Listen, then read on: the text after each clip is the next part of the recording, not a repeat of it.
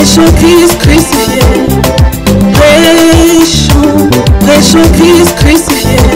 Il est mort sur la croix et il est ressuscité. Il est mort sur la croix et il est ressuscité.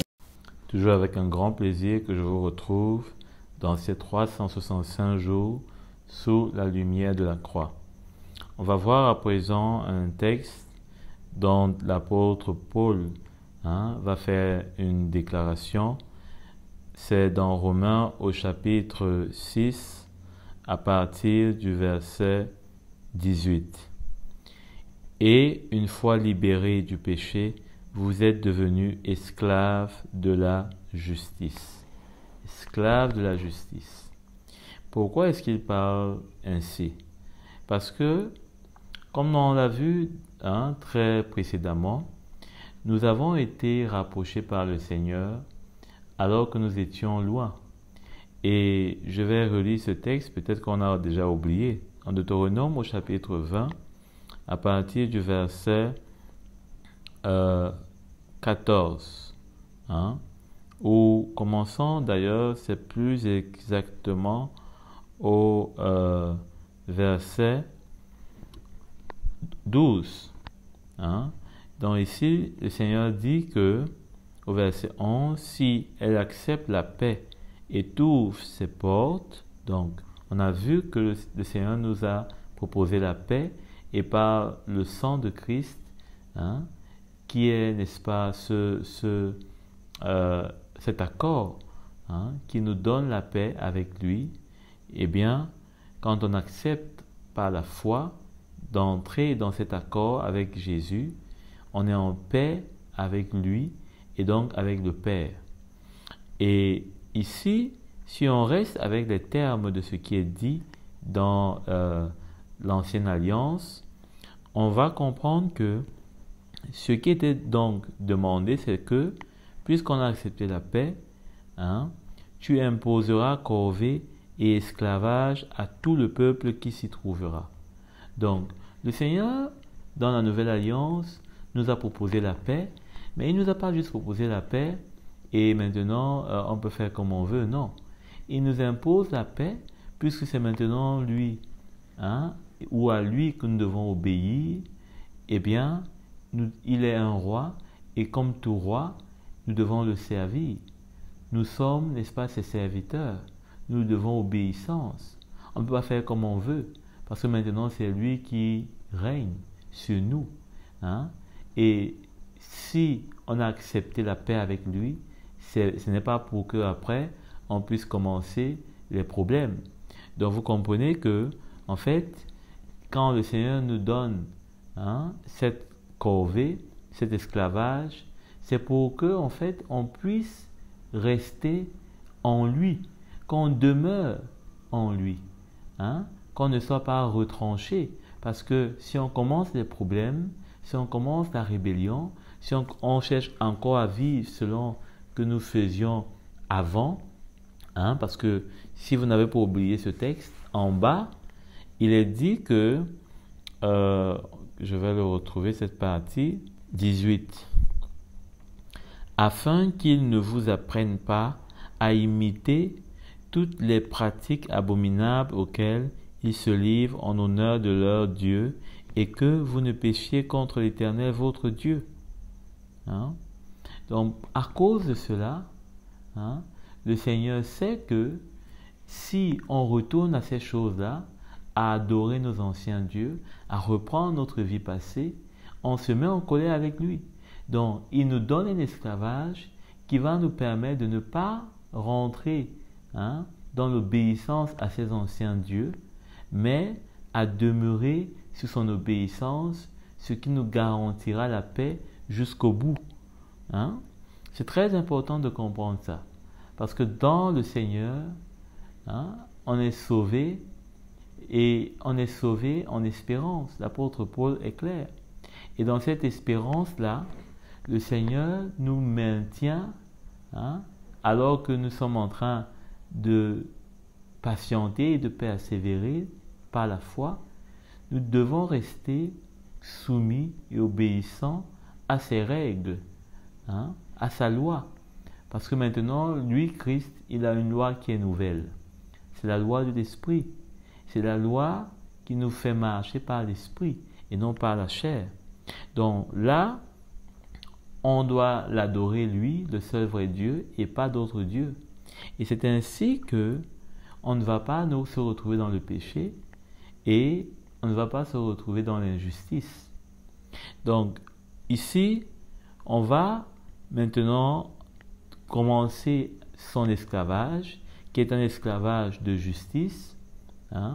Et c'est pourquoi, quand on repart dans le texte que nous avons lu dans Romains au chapitre 6, à partir du verset 16, l'apôtre Paul dit: « Ne savez-vous pas que si vous vous livrez à quelqu'un comme esclave pour lui obéir, vous êtes les esclaves du maître à qui vous obéissez, soit du péché qui conduit à la mort, soit de l'obéissance qui conduit à la justice. » Vous comprenez par là qu'en fait, l'apôtre Paul, la lumière qu'il avait de l'évangile, parce que là, il nous éclaire sur ce qui était des ombres dans l'ancienne alliance.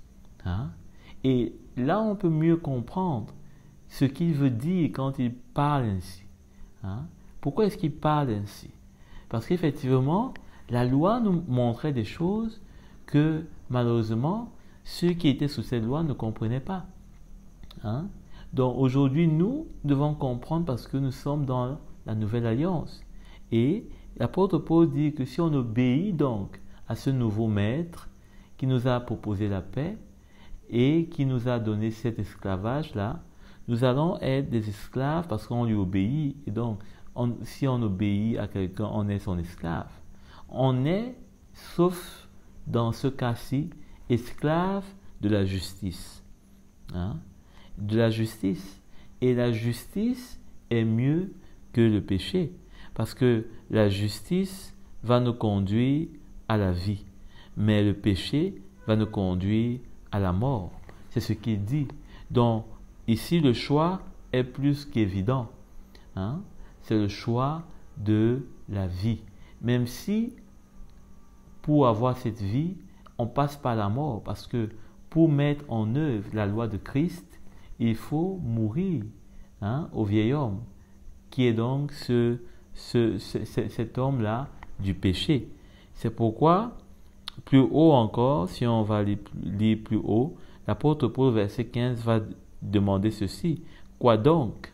Allons-nous pécher parce que nous ne sommes pas sous la loi, mais sous la grâce? Il dit certainement pas. Donc, on ne peut pas, aujourd'hui, pour une raison quelconque, essayer de vivre sous, disons, la loi, parce que, je ne sais pas moi quoi, quelle raison on va donner, mais au contraire, nous sommes dans la grâce et nous avons, n'est-ce pas, le privilège de parvenir à la vie à travers la justice de Dieu dans la foi, je voulais plutôt dire même de Christ, dans la foi, et pour cela, nous n'avons, n'est-ce pas, qu'à mettre en pratique son esclavage. Et je vais vous donner un exemple, c'est celui de l'amour. Celui de l'amour, parce que Jésus dit que le plus grand est celui qui sert. Et le mot ici, serviteur, c'est le même mot qui se rattache à esclave. Donc, quand on est esclave dans l'amour, c'est déjà un bon pas pour pouvoir moissonner la vie du Seigneur, pour moissonner, n'est-ce pas, l'héritage qui est attaché à notre Seigneur, parce que comme tout roi, il a un héritage. Et si le roi nous donne à nous, qui sommes, bien sûr, ses serviteurs, mais il a aussi dit qu'il n'appelle plus ses disciples, ses serviteurs, mais il les appelle ses frères, parce qu'il leur a dit tout ce qui concernait le royaume. Il leur a partagé tout ce qui concernait son royaume. Donc maintenant, il les appelle ses frères. Et c'est ça que le Seigneur veut faire de nous. Plus que ses serviteurs, plus que ses esclaves, il veut faire de nous ses frères.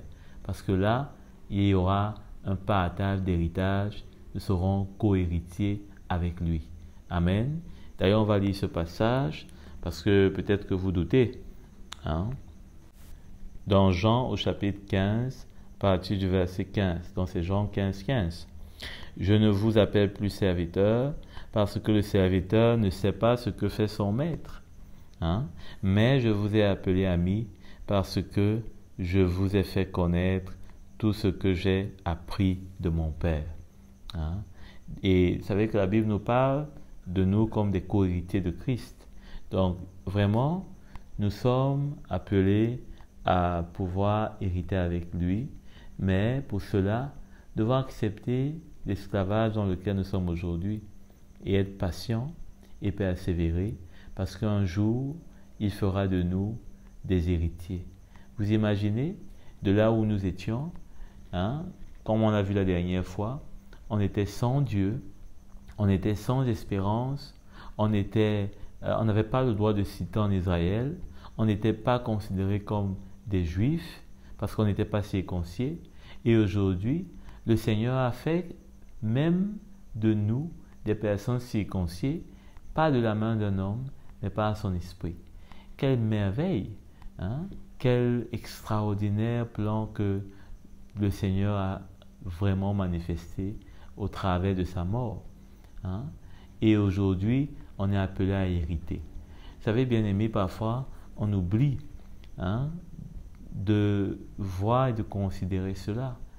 Ce n'était pas quelque chose qui était forcément évident, mais la grâce de Dieu s'est levée et nous a aussi, n'est-ce pas, choisi pour prendre part à cette grâce.